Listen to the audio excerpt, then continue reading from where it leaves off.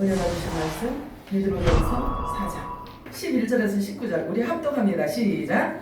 만일 누가 말하려면 하나님의 말씀을 하는 것 같이 하고 누가 봉사하려면 하나님이 공급하시는 힘으로 하는 것 같이 하라.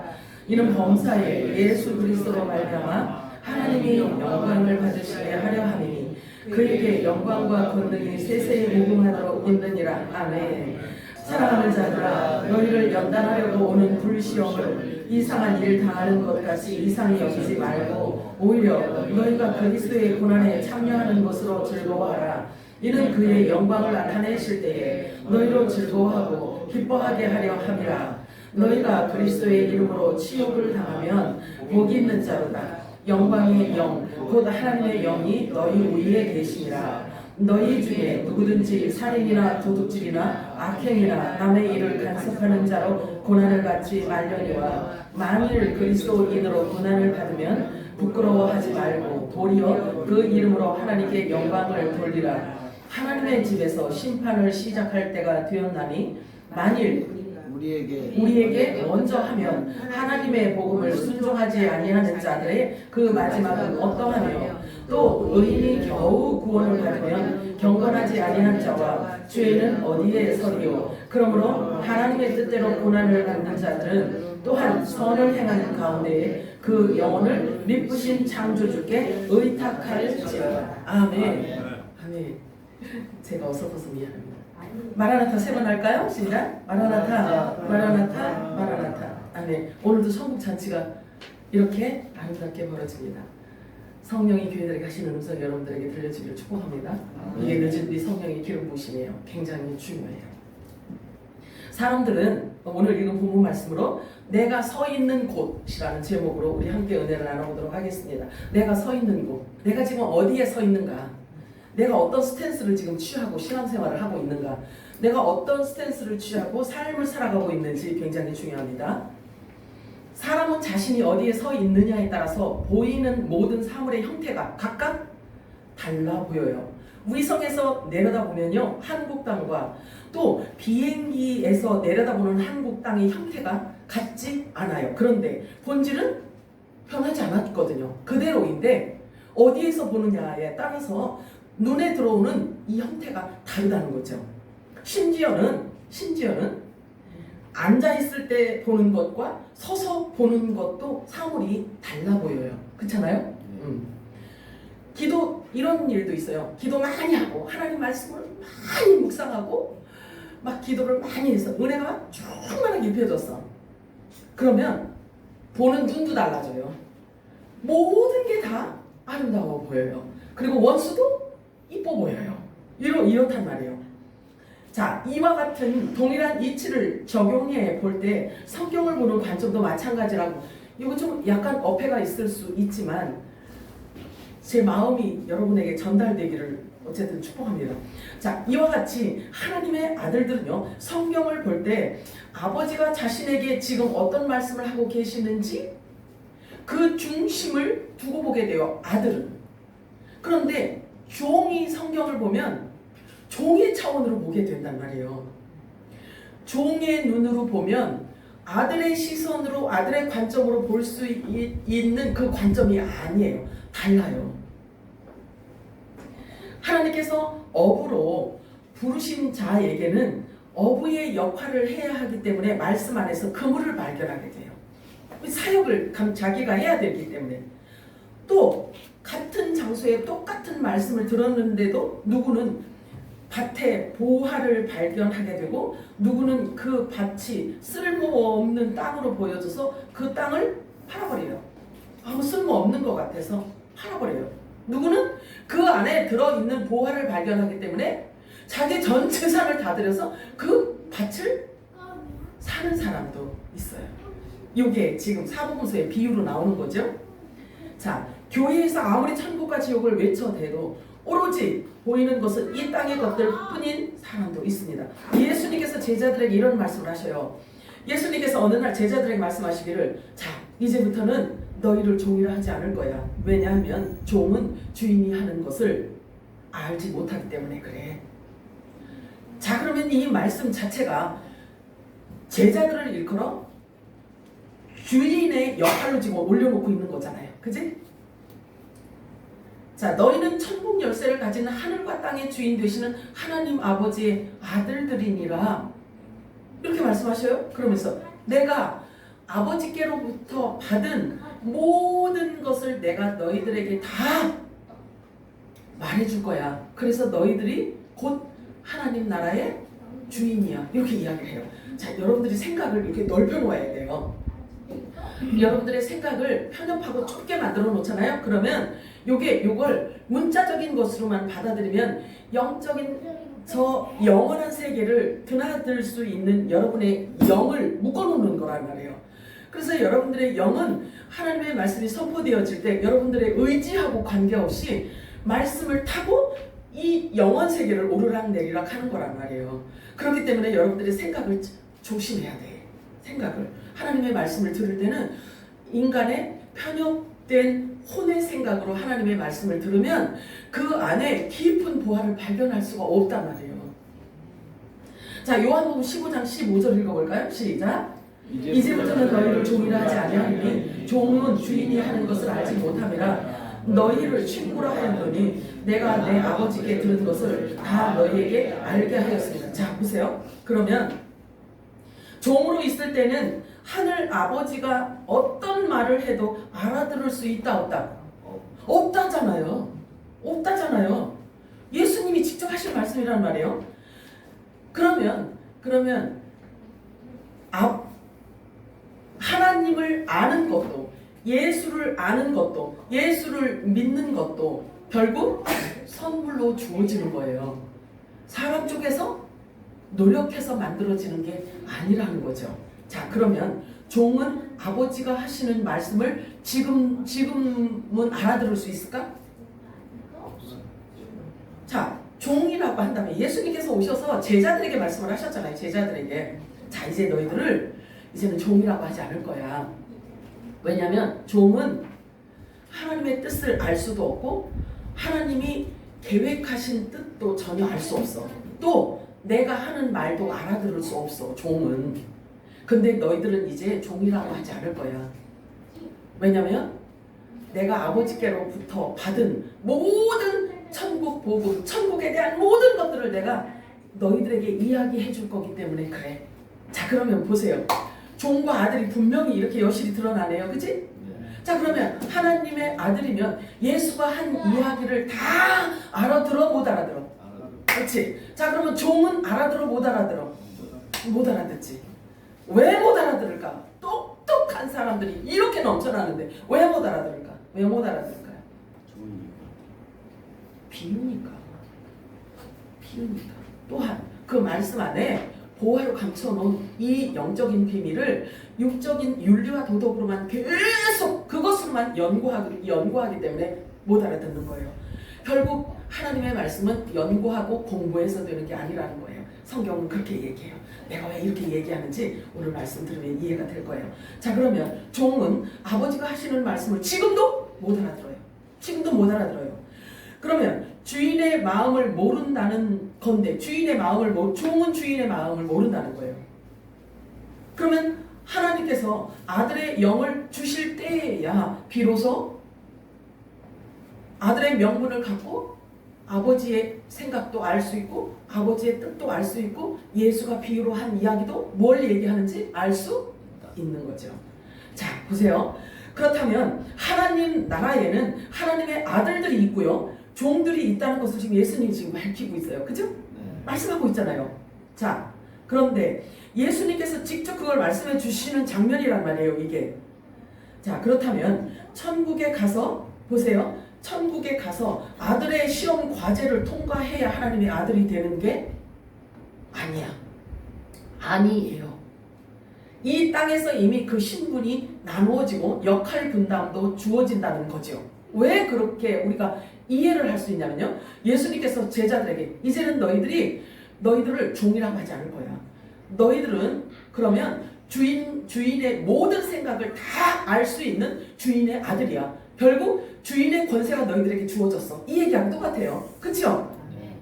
그러면 그런 제자들에게 말씀하시기를 이제는 너희를 사람을 낳는 어부가 되게 할 거야. 이런 말씀하시네. 자, 그러면 직임이 또 주어진단 말이에요.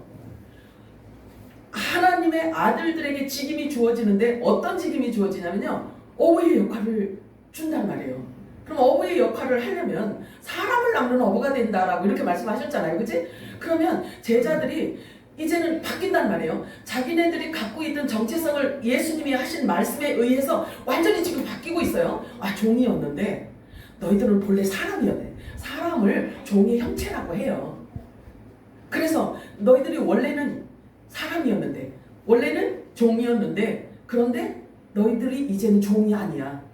종이 아닌 것은 언제부터 종이 아니라고 생각을 할 수 있을까요? 언제부터 종이 아닌가요? 천국에 대한 거를 아는 순간부터 아닌 거예요. 자기 정체성이 회복된 때부터는 이제 아닌 거예요. 중요해요. 여러분들이 정체성을 정말 말씀을 통해서 아는 길밖에 없단 말이에요. 그래서 성경을 눈으로 보고 아, 이걸 가지고 여러분들의 정체성을 확고하게 해내는 거란 말이에요. 그래서 하나님의 말씀이 중요합니다. 자, 보세요. 하나님 나라에는 확실하게 그 신분이 구분되어져 있어요. 구분되어져 있어요. 그래서 죽은 뒤에 하나님 나라에 가서 시험을 잘 봐가지고 너는 90점 이상 먹었어. 시험을 봤으니까 너는 아들이고, 너는 90점 아래 받았으니까 종이고, 이런 게 아니야. 이런 게 아니에요. 이미 우리 육체를 입고 있는 이 땅에서 그 신분이 분리가 되고 구분이 되고 구별이 된단 말이에요. 구별이 되고. 왜? 예수님이 지금 그렇게 말씀해주고 있잖아요. 너희들은 이 종이 아니야. 이제는 주인의 모든 것을 다 아는 주인의 아들들이야. 이런 권세를 딱 주셨단 말이에요. 그러면 정체성을 바꿔야지. 그치요? 우리도 마찬가지잖아요. 너무 재밌어. 하나님 말씀은요, 정말 신묘해. 이게 사람이 이렇게 갖고 쓸 수 있는 게 아니에요. 이런 어마어마한 보화를 하나님 말씀에 넣어놓고 이렇게 쓸 수가 없어요. 사람은 이렇게 할 수가 없어요. 자, 보세요. 하나님 나라에는 분명히 신분이 구별되어 있다고 예수님께서 말씀하셔요. 그러므로 종의 신분으로 살아가는 사람들에게는 성경을 볼 때도 종의 신분의 관점으로 성경을 볼 수밖에 없어요. 그 이상을 볼 수가 없어요. 그 깊이를 볼 수가 없어요. 그러므로 보고 듣는 것에 따라서 말하는 것이 전혀 다른 형태를 이루고 있다는 사실이죠. 그래서 아들은 아들이 먹는 양식을 먹기 때문에 생각이 바뀌고 마음이 바뀌니까 정체성을 회복하니까 말이 달라질 수밖에 없잖아요. 그렇죠?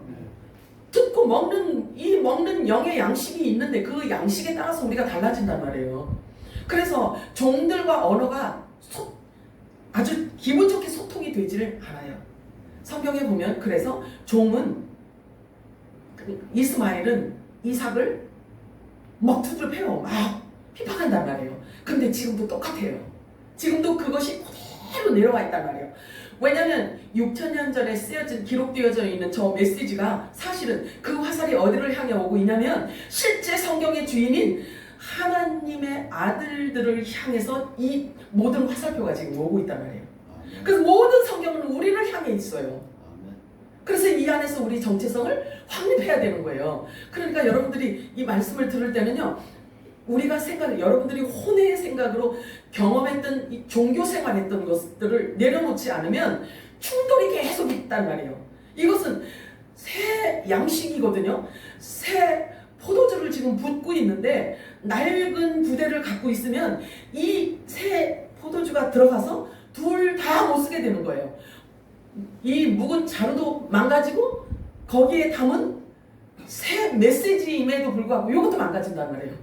이게 계속 충돌이 있게 되어 있어요. 그래서 여러분들에게는 이 말씀이 생물교회 메시지가 충돌이 하나도 없기를 진심으로 소원하고 축복하는 바입니다. 그래서 같이 가자고요. 저랑 하나님의, 그러니까 성령이 임하면 뭐라고 그랬어요? 예수님이 약속하셨잖아요. 너희들에게 성령이 임하면 어떤 일이 있냐면 너희를 모든 진리로 너희들을 끌어가게 될 거야. 이렇게 말씀하시잖아요.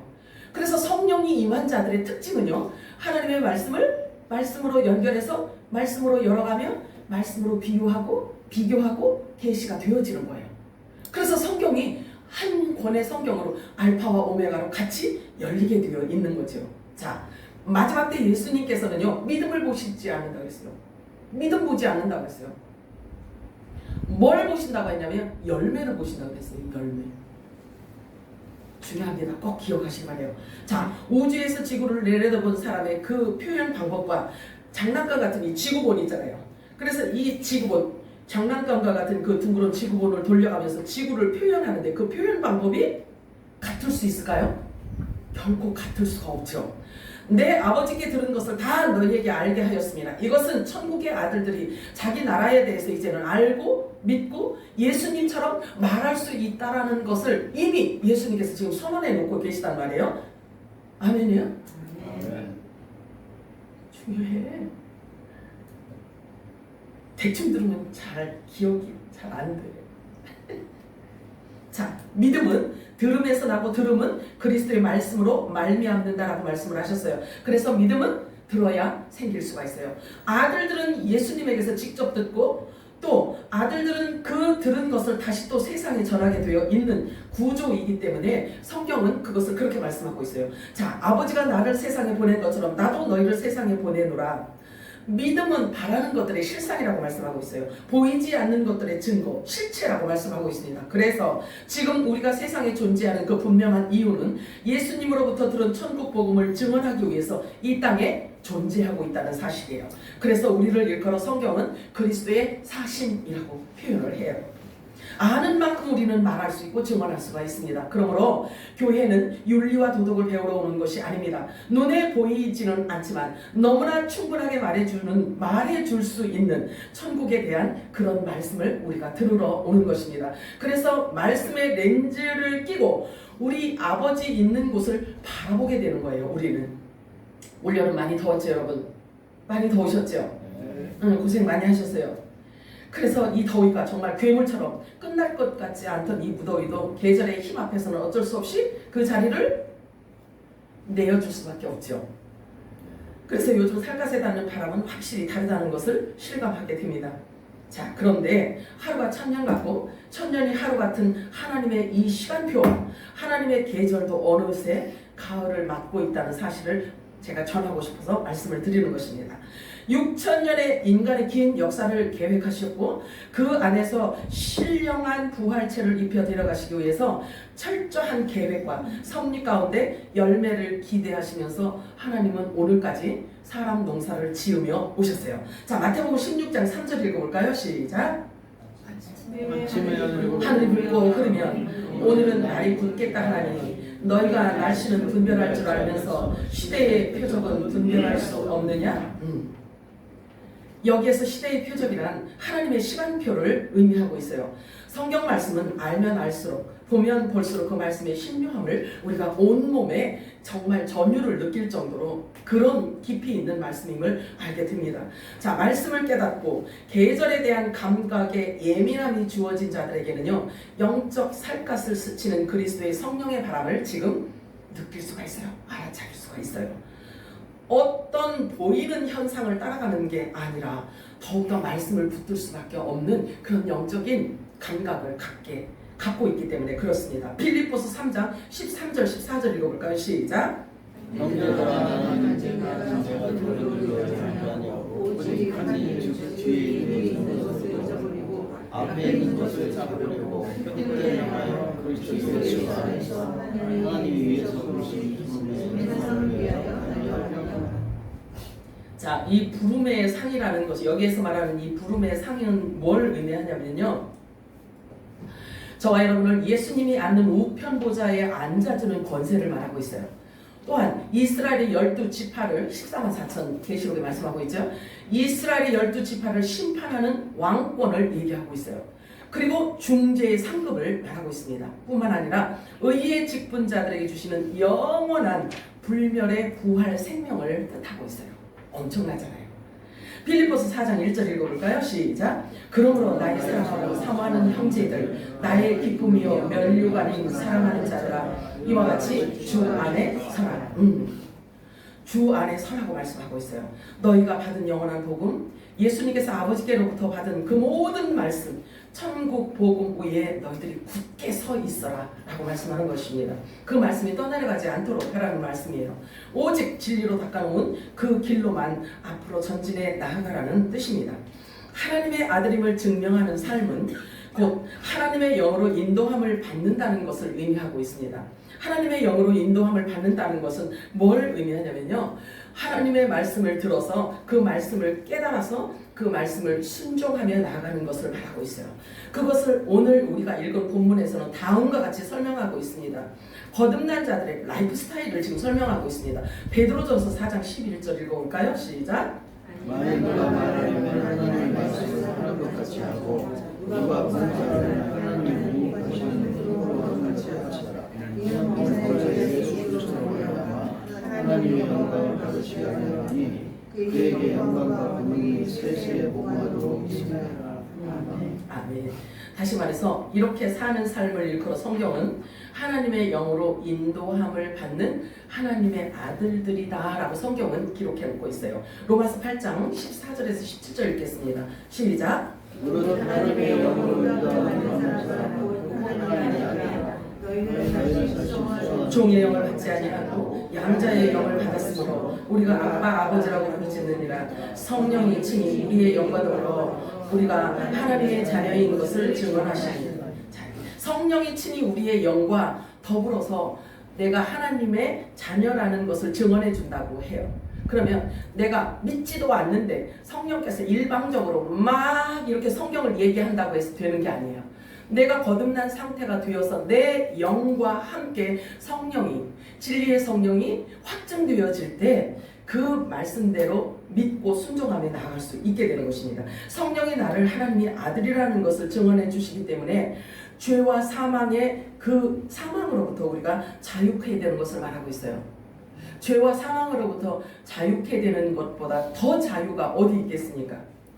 그래서 마음의 평안과 안식이 있게 되는 거예요. 진리를 알지니 진리가 너희를 자유케 하리라고 말씀하셨어요. 결국 그 믿음이 쌓여서 자유로 인도되는 것입니다. 로마서 8장 17절 읽어볼까요? 시작. 또한 상속자 곧 하나님의 상속자여 그리스도와 함께한 상속자니 우리가 그와 함께 영광을 받기 위하여 고난도 함께 받아야 할 것이니라. 아멘. 예수님하고 동일선상에 놓고 영화로움을 지금 우리들에게 말씀해 주고 있습니다. 하나님의 아들들은 먼저 육체의 심판을 먼저 받게 됩니다. 잘 들으셔요. 하나님의 아들들은 육체를 입은 상태이기 때문에 먼저 심판을 받는다라고 말씀하고 있어요. 그것을 일컬어 뭐라고 하냐면 육을 벗는다라고 표현해요.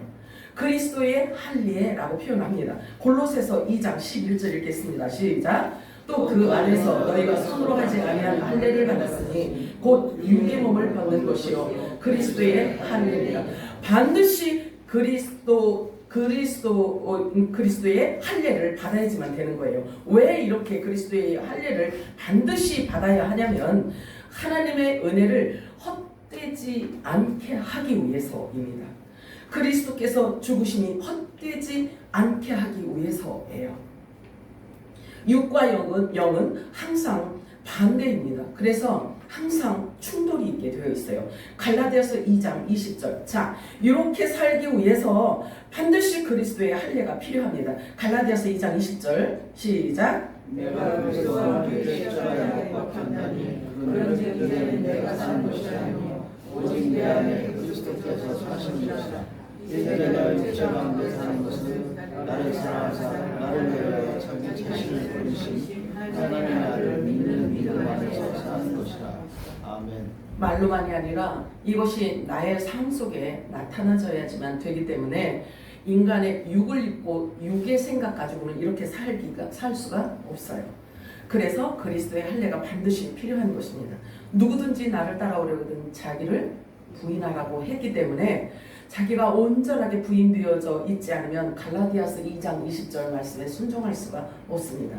먼저는 이렇게 육체의 고난으로 인해서 심판을 받고 하나님의 말씀을 대적하는 높아진 마음과 교만한 눈이 철저하게 깨어지고 낮아져야만 하나님의 은혜를 은혜 되게 할 수 있는 것입니다. 그래서 의인들에게는 하나님이 고난을 허락하시는 거예요. 시편 기자는 이렇게 표현하고 있어요. 시편 34편 19절 시작. 의인은 고난을 만나 여호와께서 그의 모든 인생에서 건지시는구나. 아멘이에요. 그러나 어떤 연유에서 고난을 받느냐 하는 거죠. 어떤 연유에서 나의 실수로 아니면 나의 지나친 탐욕으로 그렇게 해서 받는 고난은 하나님 영광하고 관계가 없어요. 한 목사님이 하나님께 열심히 구하였다고 해요. 기도를 구하였다고 해요. 뭐라고 구했냐면 강한 힘을 달라고 기도를 했습니다. 그랬더니 하나님은 나를 강하게 만들 큰 시련을 주시더라는 거예요. 그 지혜를 달라고 기도했대요. 간절히 지혜를 달라고 기도했더니 하나님은 자기가 스스로 풀어야만 되는 아주 난해한 문제들을 주시더라는 거예요. 자, 용기를 달라고 하나님께 간절히 기도했더니 하나님은 극복해야 할 큰 위험한 일들을 주시더라는 거예요.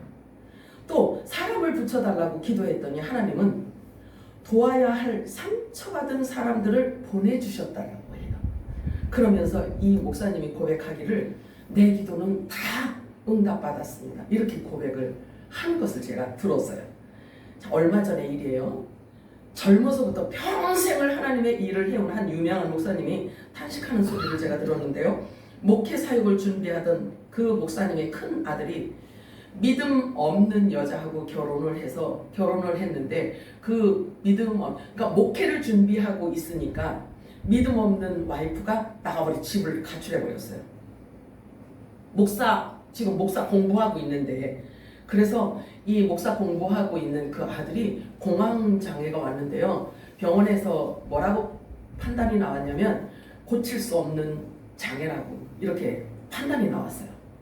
회유가 어렵다고. 그리고 둘째 아들이 있는데 그 둘째 아들이 갑작스럽게 국제 변호사예요. 둘째 아들은 국제 변호사예요. 누구라고 얘기하면 여러분들이 다 아는 분이에요. 국제 변호사인 둘째 아들이 갑작스러운 암으로 7개월 만에 42살에 죽어버렸어요. 그만 세상을 떠나고 말았어요. 그런데 이 목사님이 굉장히 유명한 목사님이에요.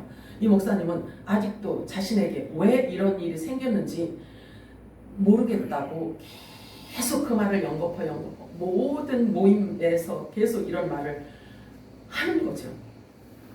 자, 그런 것들을 보고 또 우리 주위에서 일어나는 일들도 보면 예수를 잘 믿는데 믿음도 굉장히 좋아 보이는데 평생 예수만 외치던 사람인데도 불구하고 우리가 이해하지 못하는 일들로 인해서 아파할 수도 있어요. 우리가 하나님이 허용하시는 모든 만물 안에 일어나는 일들을 우리가 다 설명해서 상대방을 설득시킬 수 있는 그런 일들이 아닌 거예요. 이해하시기 바래요, 여러분들이. 요즘 젊은 청년 찰리 커크 죽음으로 인해서 온 세상이 떠들썩하죠. 미국 내 보수 진영에서 매우 큰 영향력을 행사했던 인물로서 그는 이제 겨우 31살이에요. 믿음도 너무 좋아요. 이 사람은 가는 곳마다 부활 예수를 전해요. 복음을 전하는 사람이었어요. 그런데 31살 젊은 나이로 지난 9월 10일 유타 벨리 대학교 캠퍼스 공개 토론 행사 도중에 총격 테러로 사망해서 죽어버렸어요. 근데 그 죽기 5일 전에 이 먼 한국 땅에까지 왔다 갔어요.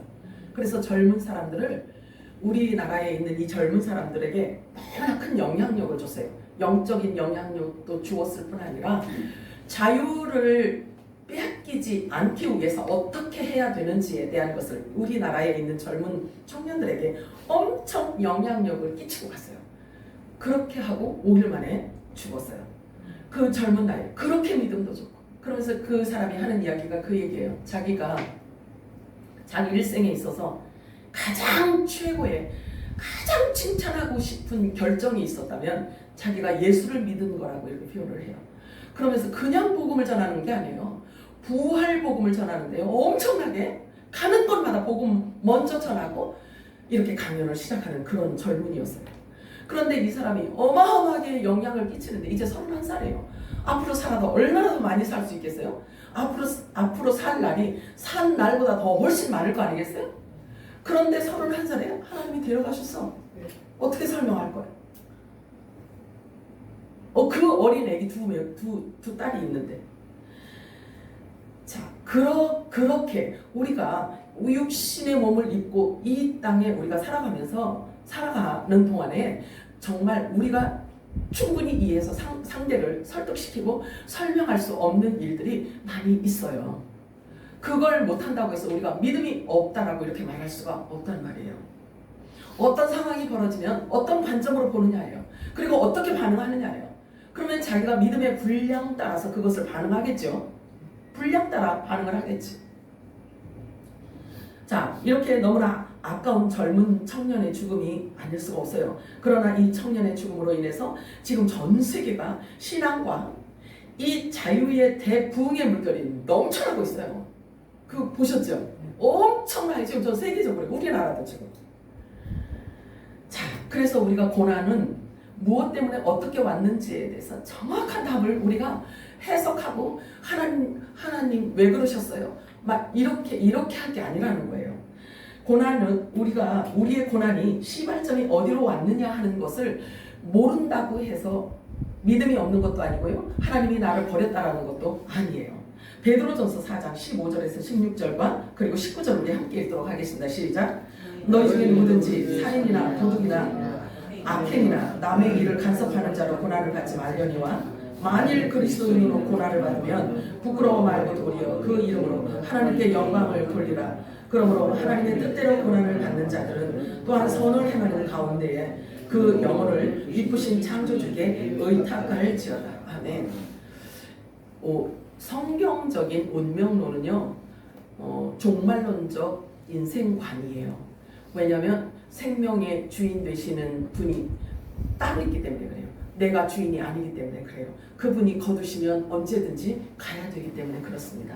그래서 내가 내 인생 항로를 계획해놓고 10년 계획, 20년 계획 이렇게 해놓는다 그래서 이게 똑똑한 게 아닌 거예요. 자, 육신의 생각은 하나님과 원수가 되나니 이는 하나님의 법에 굴복하지 아니하는 뿐만 아니라 할 수도 없다라고 말하고 있습니다. 육신에 있는 자들은 하나님을 기쁘시게 할 수 없어요. 야고보서 4장 4절 읽겠습니다. 시작.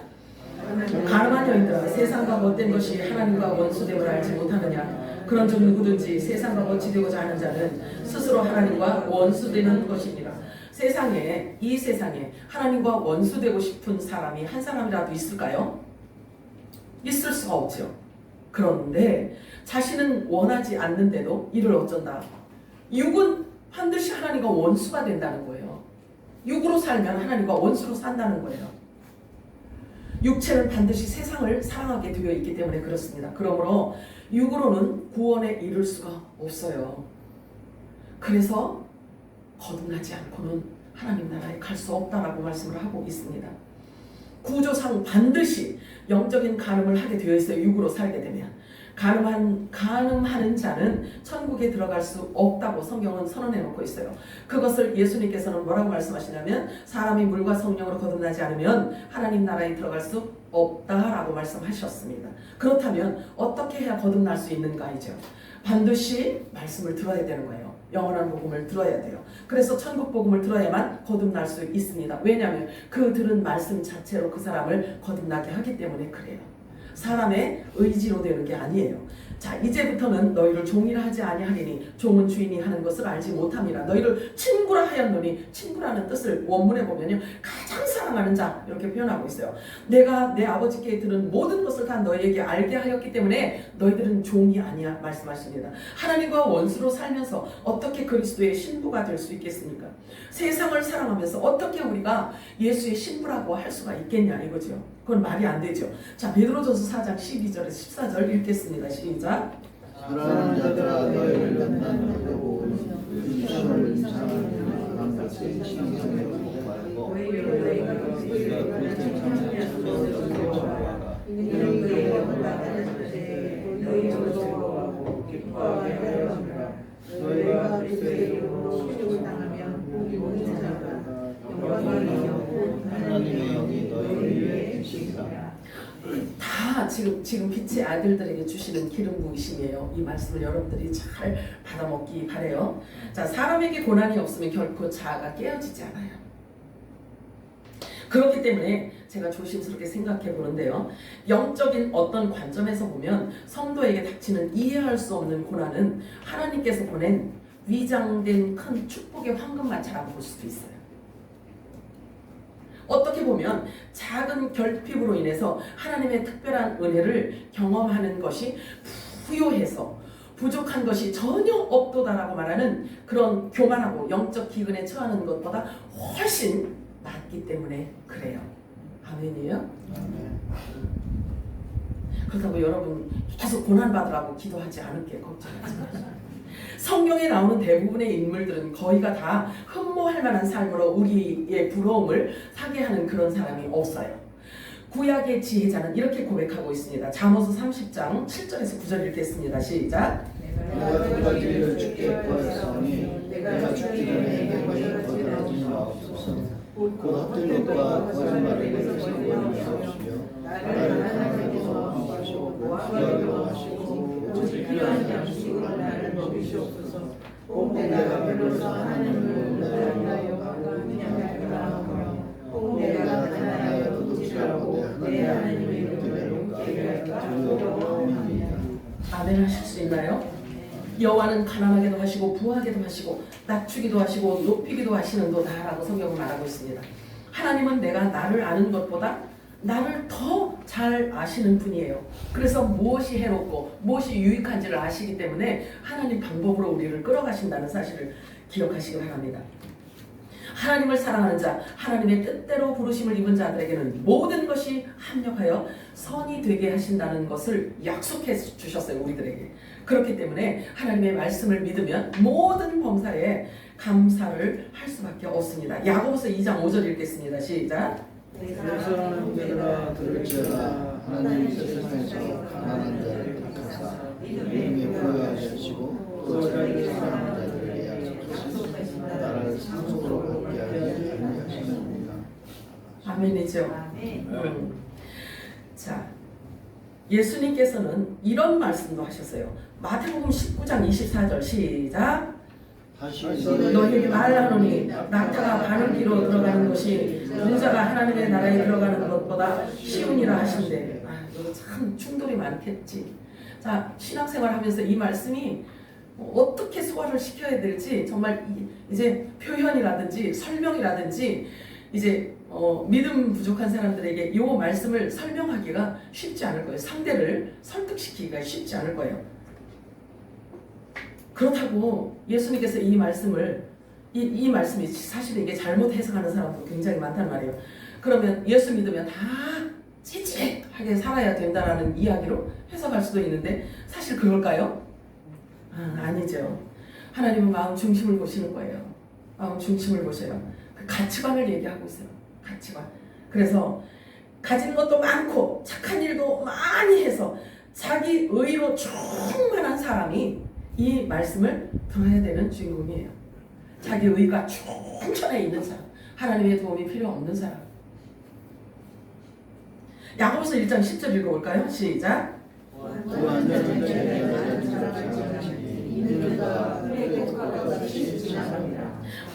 이 거듭난 자들의 특징이에요. 부해서 부족한 게 전혀 없어요. 그런데 자기 낮아짐을 예수 안에서 자랑한대요. 자기 낮아짐을. 이게 사람의 이론과 논리로 이게 이해가 되냐고요.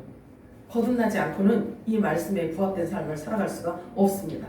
오직 말씀만이 우리를 이렇게 끌어갈 수가 있어요.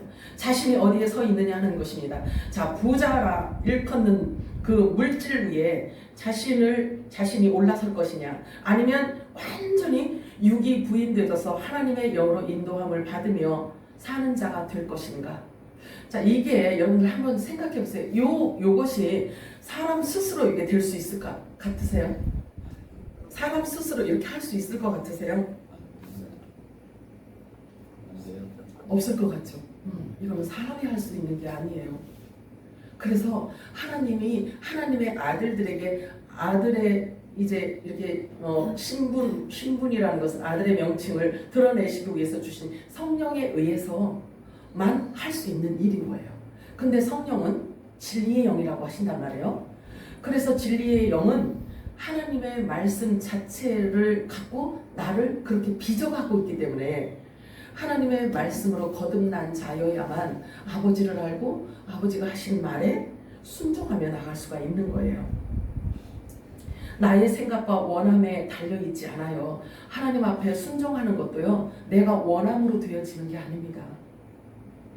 하나님 앞에 순종하고 싶은 모든 사람들이 다 순종하고 싶지 않겠어요? 그렇지 않겠어요? 그리고 세상과 짝되어 하나님과 원수되어서 살고 싶은 사람이 어디 있겠어요? 근데 사람이 그렇게 생각을 해도 쉽지 않다는 거죠. 그렇게 보면 저 이스라엘 유대인들만큼 얼마나 정돈된 삶을 살고 기도도 얼마나 많이 하며 통곡의 벽 앞에서 보세요. 하루 종일 그잖아요. 그렇게 우리는 반도 못 쫓아가잖아요. 그런데 웬일인지 웬말인지 이렇게 그냥 날라리처럼 우리 살던 저와 여러분에게 너는 말이야 이제는 종이라고 하지만 종은 주인이 하는 것을 모르거든. 그래서 주인이 한 모든 말을 내가 너희들에게 다 말해줄 거니까 너희들은 이제 종이라고 하지마. 하나님의 아들이야. 세상에 이런 음성을 성령께서 교회들에게 들려주셨다는 사실이에요. 아멘. 자, 베드로후서 3장 3절 4절 우리 함께 읽겠습니다. 시작. 먼저 이것을 알지 말세에 조롱하는 자들이 와서 자기의 정욕을 따라 행하며 조롱하여 이르되 주께서 강림하신다는 약속이 어디 있느냐. 조상들이 자는 후로부터 만물이 처음 창조될 때와 같이 그냥 있다 하니 말세에 이런 일들이 많이 있다고 하는 거예요. 말세에는 조롱하는 자들이 많이 나온대요. 왜냐하면 이렇게 나눠지기 때문에 그래요. 양과 염소로 하늘과 땅으로 빛과 어둠으로 이게 나누어지기 때문에 또 아들과 종으로 이게 마지막 때 나누어지기 때문에 이렇게 말세에 조롱하는 자들이 많이 있을 거라고 말씀하고 있어요. 자, 그러면 조롱하는 것은 뭘 갖고 조롱을 하냐면 주님 오시는 것을 기대하는 자들을 막 찌른다는 것을 얘기하고 있는 거예요. 주님 오실 길을 예비하고 주님 오실 때가 가까워졌다라고 해서 그리스도의 옷을 입으며 준비하는 자들을 조롱한다는 거죠. 세상 끝 마지막 때에는 분명하게 나누어지기 때문에 이런 일들이 일어날 수가 있다는 거예요. 주님 재림을 기다리는 자와 그렇지 않은 자로 나누어지기 때문에 그렇습니다. 그리고 하나님과 약속이 체결된 자들과 그렇지 않은 자들이 이 마지막 때 그 영적 상태를 지금 말씀해주고 있습니다. 베드로후서 3장 13절 읽어볼까요? 시작. 우리는 그의 약속대로 의가 있는 곳인 새 하늘과 새 땅을 바라보도다. 자, 이 말씀을 여러분들이 지금 확증하면서 여러분 속 사람이 어떤 반응을 하고 있는지 보아야 돼. 자, 이 베드로후서 3장 13절 우리 한 번 더 읽습니다. 시작. 우리는 그의 약속대로 의가 있는 곳인 새 하늘과 새 땅을 바라보도다. 자, 이 메시지가 이 말씀이 여러분 속 사람이 반응을 할 때 정말 기뻐해야지만 되는 거예요. 왜냐하면 두 부류로 나누어지기 때문에 그래요. 이렇게 기다리는 자가 있는가 하면 또 이렇게 기다리는 자가 있어요. 참 신기하죠. 자, 보실래요? 로마서 8장 19절에서 21절 시작. 피조물을 고대하는 바는 하나님의 아들들이 나타나는 것이니 피조물이 허무한데 굴복하는 것은 자기 뜻이 아니요 오직 굴복하게 하시는 이로 말미암으리라. 그 바라는 것은 피조물도 썩어짐의 종로로 타면서 해방되어 하나님의 자녀들의 영광의 자유에 이르는 것입니다. 자, 보세요. 여실히 지금 구분되어지고 있어요. 거듭나서 정체성이 하나님이 우리의 아버지고 나는 하나님의 아들들이다 라는 이 정체성을 회복한 자들은 새 하늘과 새 땅을 바라보고 있잖아요. 그치? 그런데 여기 피조물은 누구를 바라보고 있어요? 누구를 기다리고 있어요? 이게 하늘과 땅의 차이란 말이에요. 눈에 보이셔야 돼요. 이게요. 이게 19절 말씀이 뭐라고 하느냐면 이 말씀이 뭘 의미하냐면 하나님의 아들들이 빨리 이 땅에 나타나서 하나님이 하는 말을 진리를 천국 복음을 영원한 복음을 새 언약을 우리들에게 얘기해 주기를 기다리고 있대. 눈을 똑바로 뜨고 귀를 열고 기다리고 있다는 거예요. 우리는 새 하늘과 새 땅을 지금 바라보고 있죠. 그렇잖아요. 이 말씀하고 하늘과 땅 차이라고요. 자, 베드로전서 4장 17절 18절 읽겠습니다. 시작. 하나님의 집에서 심판을 시작할 때가 되었나니 만일 우리에게 먼저 하면 하나님의 복음을 순종하지 아니하는 자들의 그 마지막은 어떠하며 또 의인이 겨우 구원을 받으면 경건치 아니한 자와 죄인은 어디에 서리이까. 여기 보니까 베드로 사도가 베드로 전 후서는요 유언과 같은 메시지예요. 그 메시지를 기록을 하면서 여기 지금 이렇게 표현하고 있어요. 의인이 겨우 구원을 받는데요. 겨우 구원을 받는데. 그러면 이 말씀하고요 또 이렇게 짝을 이루는 곳이 있어요. 로마서에 보면은 바울이 뭐라고 얘기를 하냐면 내가 성령을 받았고 하나님 성령을 받아서 하나님의 약속된 것을 내가 받았음에도 불구하고 간절히 자기가 그 믿음에서 떠내려갈까봐 간절히 사모하고 있다라고 로마서 8장 말하고 있어요. 그러면 왜 그럴까? 그 확신이 주어지고 메시지도 자기가 분명하게 그렇게 알고 셋째 하늘로 왔다 갔다 했음에도 불구하고 끝까지 믿음을 지키기 위한 고백이야 이게.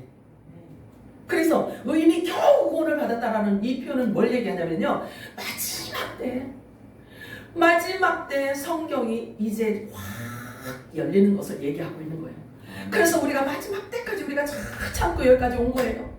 그 교회 갔더니 그렇더라 저 교회 갔더니 그렇더라 에이 그냥 예수 믿느니 그냥 내 주먹을 믿자 하고 교회를 포기한 게 아니라 여기까지 우리가 온 거예요. 그래서 겨우 우리가 영원한 복음을 이제 듣기 시작하는 거지. 그래서 우리를 부활시키는 메시지를 듣는 거지. 이것 보고 뭐라고 하냐면 마지막 때 부으시는 늦은 비 기름 부으심이라고 하는 거예요. 이 말씀을 받아야 우리 정체성이 확립이 되고 그리고 죄와 사망으로부터 자유를 얻게 되는 거예요. 그래서 우리들에게 주신 이 시간 가운데서 의와 희락과 평강이 넘치는 삶을 살아낼 수가 있는 거죠. 그래서 겨우 구원을 받았다라고 이렇게 표현을 하는데 그렇다면 경건치 아니한 자와 죄인은 어디에 서리요? 그러면 참된 복음을 영원한 복음을 듣지 않은 자들은 어떻게 할 것이냐 이거지. 어떻게 하는 게 따로 없어요. 이 말씀하고 똑같아요. 그냥 피조물이 그냥 고대하고 있어요. 이제는 영원한 복음을 들은 하나님의 아들들이 그 말해 주기를 지금 기다리고 있는 거죠. 그걸 간절히 기다리고 있다고 하잖아요. 그러니 저와 여러분을 통해서 성령이 우리를 통해서 일해야 하는 때가 지금이라는 이야기죠. 아멘. 지금이 지금.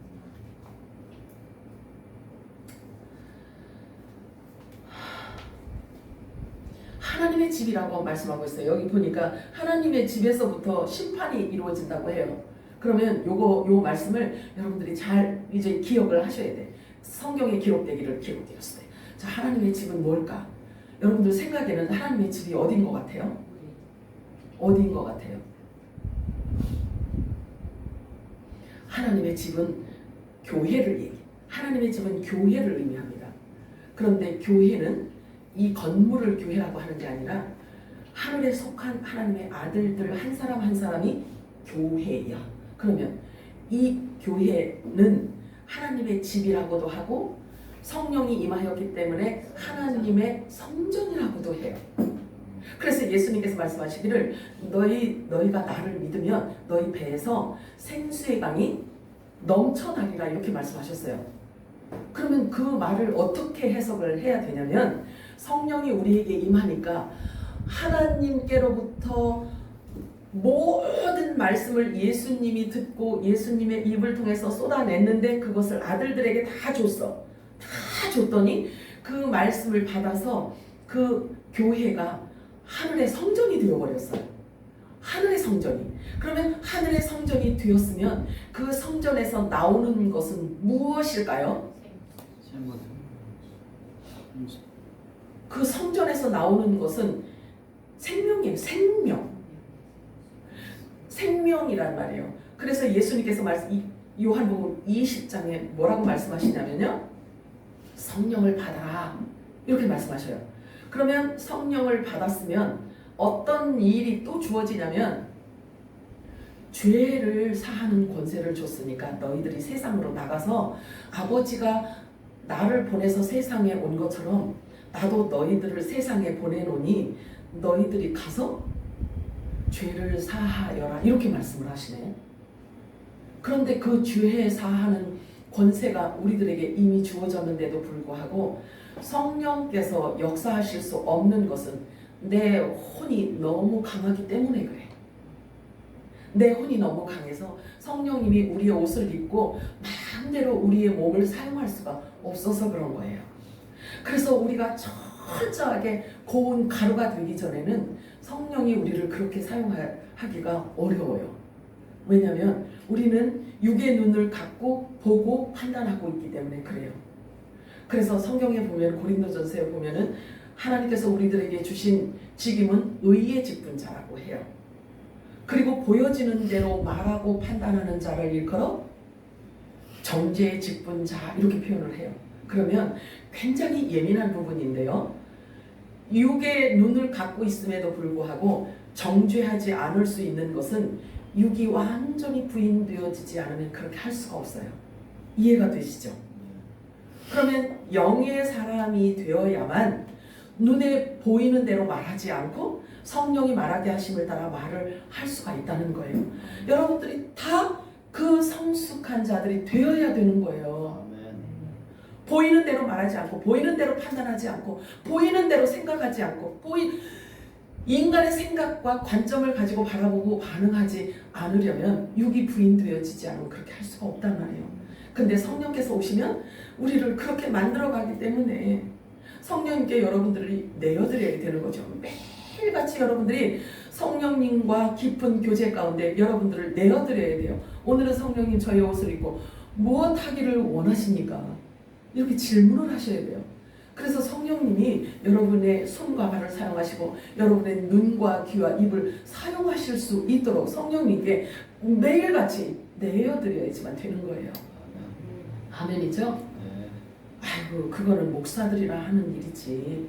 나는 이렇게 할 일이 이렇게 많은데 그걸 나보고 하라 그러면 어쩌라고. 그렇게는 못 살지. 이런 생각이 들면 안 돼.